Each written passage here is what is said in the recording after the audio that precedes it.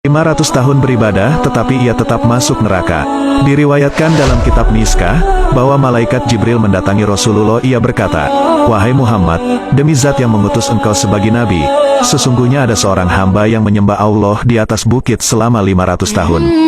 Allah memberikan ia sumber air yang bening di bawah gunung, dan pohon delima yang setiap hari mengeluarkan buah.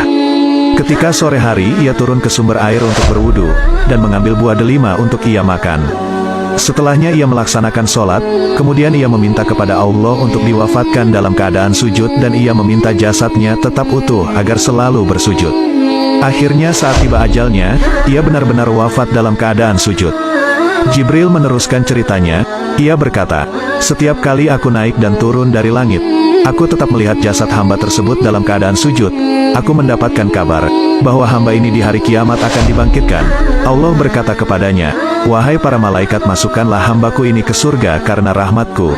Hamba tersebut langsung berkata, 'Wahai Tuhanku, bukankah aku masuk surga karena amal-amal ibadahku selama 500 tahun? Wahai para malaikat, timbanglah amal ibadah hambaku ini dengan nikmatku yang kuberikan.' Mendengar perintah Allah, malaikat pun langsung menimbang amal ibadah hamba tersebut. Ternyata hasilnya, pemberian nikmat Allah yang berupa penglihatan itu saja sudah sama beratnya dengan amal ibadah hamba tersebut selama 500 tahun. Sementara nikmat-nikmat Allah yang diberikan kepada hamba tersebut masih banyak, tidak cukup dibandingkan ibadahnya. Akhirnya Allah berkata, 'Wahai para malaikat, masukkanlah hamba ini ke neraka.' Ia pun diseret ke neraka. Ia memanggil-manggil nama Allah, 'Wahai Tuhanku, masukkanlah aku ke surga karena rahmatmu.' Sesal hamba tersebut. Akhirnya Allah memerintahkan malaikatnya, 'Kembalikan hamba tersebut.' Allah berkata kepadanya, 'Wahai hambaku, siapakah yang menciptakanmu?' 'Engkau wahai Tuhanku,' jawab hamba tersebut. 'Apakah itu karena amalmu apa karena rahmatku?' Ia menjawab, 'Tentu karena rahmatmu.' Allah meneruskan ucapannya, 'Siapakah yang membuatmu kuat melaksanakan ibadah 500 tahun?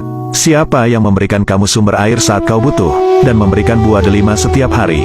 Padahal engkau tahu bahwa delima hanya mengeluarkan buah dalam 1 tahun sekali. Dan siapakah yang mencabut ruhmu dalam keadaan sujud?' Hamba tersebut menjawab dengan suara yang lirih, 'Engkau wahai Tuhanku.'